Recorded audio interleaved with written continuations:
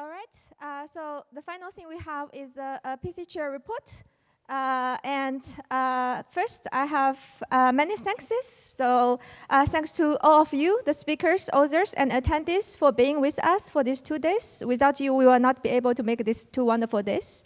And huge thanks to our keynote speakers, Simon Peter Jones and Richard Eisenberg. I think the keynotes were very well attended. The room were very packed. And I hear people talking about these talks in the hallway. So I'm sure it's very well received.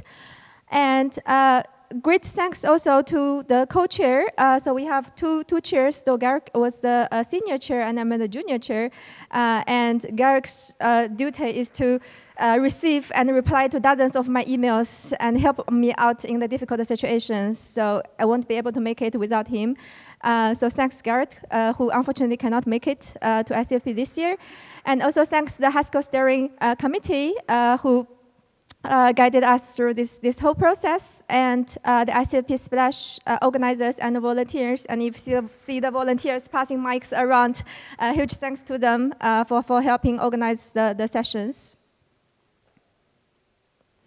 And also we have a wonderful program committee who did all the work for reviewing the papers and the talk proposals. I think each of them did like 3-4 papers and a few talk proposal reviewing, so it's a lot of work.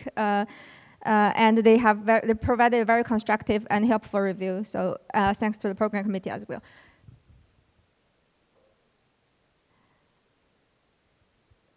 And a few words about the submission processes. So we have the usual paper categories. It's the same as last year. We have research papers, or what we call regular papers. And we have functional pearls, and we have tutorials, experience reports, and demo proposals. And all those submissions, they go through a lightweight double-blind reviewing. That means when they submit the paper and when the reviewers review the paper, they will not know who the authors are. But afterwards, for the discussion phase, the author identity will be reviewed just to help reviewers put the work into context. And this year, we have received 19 submissions in total for all the categories. We received 4 functional pearls, 1 experience report, 2 demos, and 12 regular papers, and we ensure that each submission receives at least 3 reviews. And in the end, we accepted 9 submissions, including 2 pearls and 1 experience report and 6 regular papers. So if you take all the categories into consideration, we have roughly 47.4 acceptance rate. So that thing was, similar to last year. Okay, to add on that, I think pre-pandemic, the number of submissions were around 60-ish, and after pandemic, we have dropped down to 20, but we seem to have stabilized a little bit again, around 20. I don't know where the other 10 submissions have gone, but please encourage people to submit to Haskell Symposium.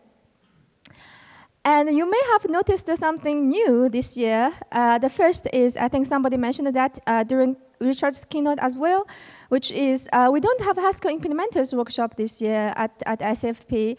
And that's not because HIW is gone, but it's because we moved HIW to be co-located with Zurich. There's a bunch of Haskell designers, users, hackers, implementers at Zurich already who are not necessarily interested in the academic aspects of Haskell. So we thought it might make sense to have that be co-located with Zurich. And from what I have heard, it was a huge success. So I think we are going to do that again next year, unless there are significant changes we have to make. And another new thing that happened this year is we have, in addition to the Code for Papers track, we have a separate Code for Talks track.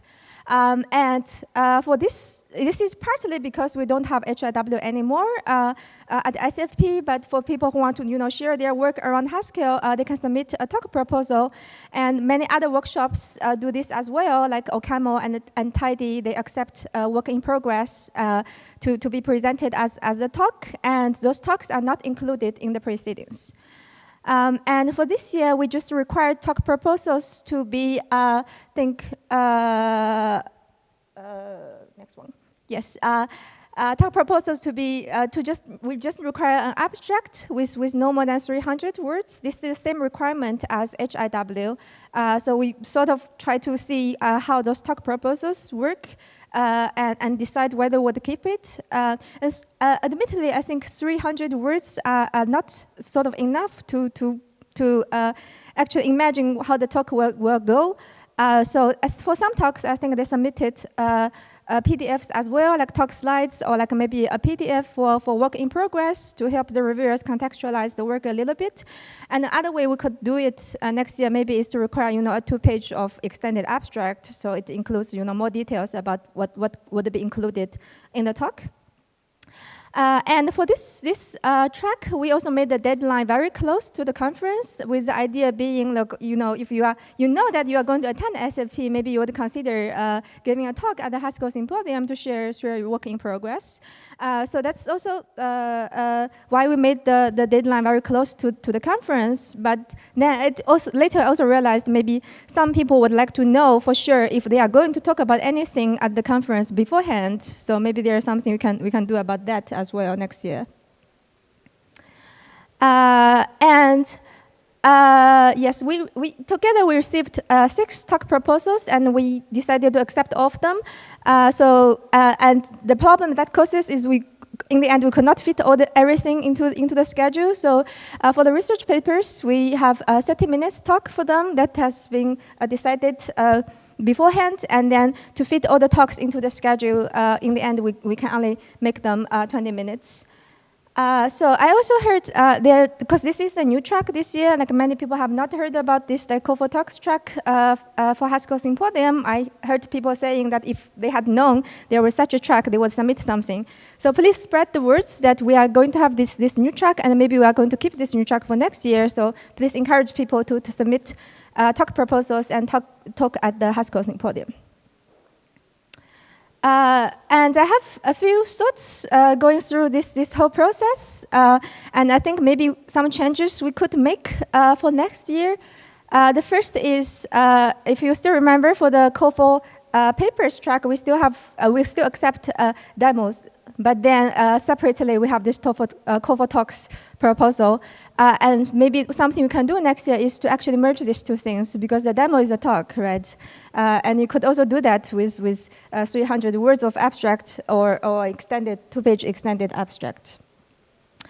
And the format and the deadline for the talk proposals. So this year we also invited authors of rejected papers to give a talk. I think some of them did that and some of them didn't.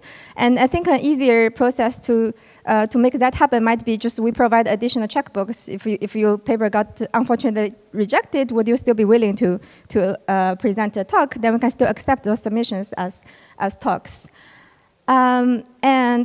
There is some question about the artifact, I think, of the papers. I think that's something maybe we should do better. I think it's possible to at least make an artifact available badge for the papers, so they can put their artifact in the ACM digital library. So we have a persistent link for those implementations and artifacts, so that people in the future can still know where to find them, right? And the last thing is next year's chair. So next year we will have Lindsay Cooper as our chair. I think she unfortunately could not make it to the talk, but she is around. So if you have any feedback about the Haskell Symposium, anything you think we could do better for next year, please feel free to let me or her know. We will be around at the conference. And that's everything I have to say. So I hope to see many of you next year at SLP 2026. Thank you.